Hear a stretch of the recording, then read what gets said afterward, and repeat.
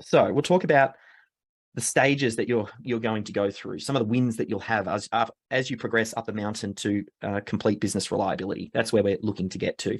So the first thing that you'll want to do, that first step at the base of the mountain, is you want to have the ability to get tasks done without you. So you're going to have to develop some skills around delegation, around creating systems and building up that muscle.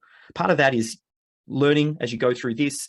We'll teach some different tools, and later on I want to show you the way that I get systems done now, just as some inspiration for you. But that's kind of level number one. As we progress up, step number two is we want to then get the business to make money without you. I might zoom that in a touch just so you can see that. But making money without you, that's the whole point of the critical client flow, and it's the proof that you can sell something without you being involved in it.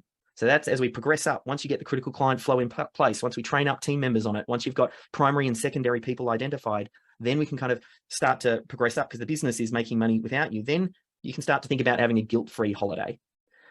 What has to happen for a guilt-free holiday is you need to have your CCF done and you need to get MVS done. And you need to have some key people in place. Doesn't mean that everything's going to run perfectly and you're going to come back and have zero problems. No. What it will mean, though, is that things can get handled. And, even if there are some little fires that bubble up, well, you can address that when you come back.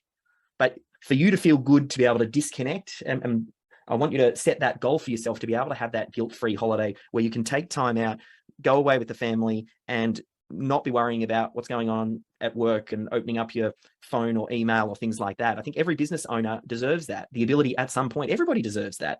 Team members are the same. They need to be able to have a holiday where they can step away and they're not being dragged back to the business.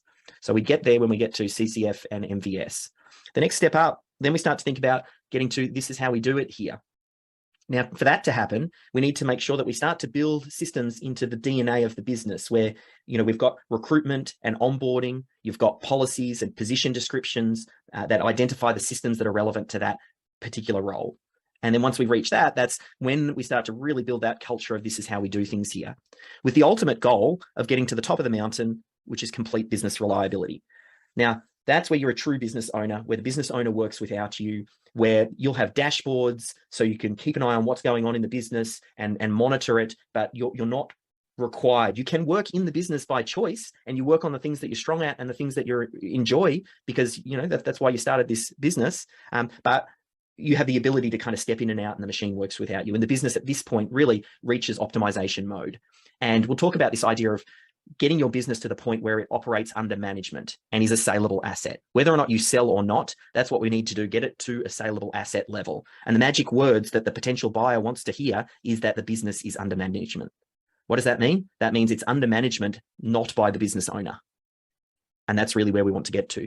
The next step, and I've got some action items for you over here.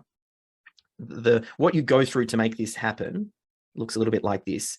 Firstly, you'll need to do some learning as you're doing, attending workshops like this, reading the Systemology book, and get a general understanding of the Systemology process. You start off with the general, and then over time, as we loop in your systems champion, you might go into specifics. So specifics address certain parts of the 7 stages of Systemology.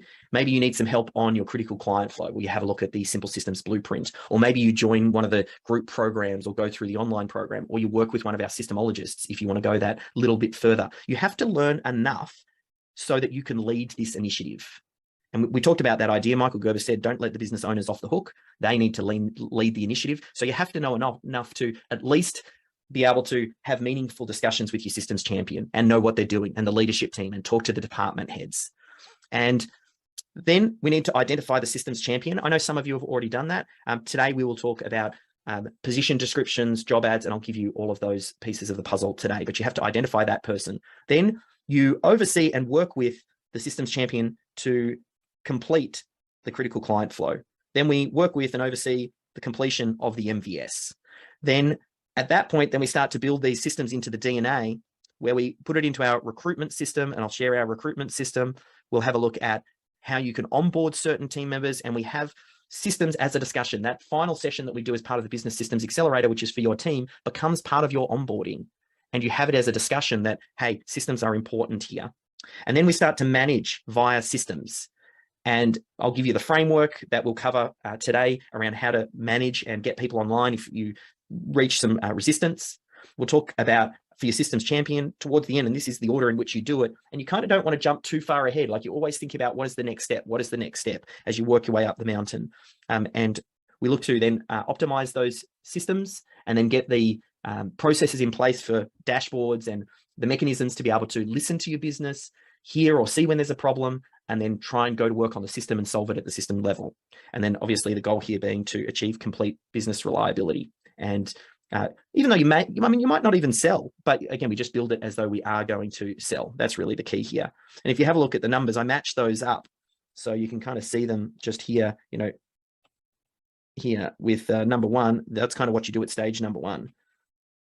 Stage number two, you want to get these complete. And stage number three is here. And then stage number four would be these ones. And then stage number five. Now, once you achieve complete business reliability, it's an ongoing thing.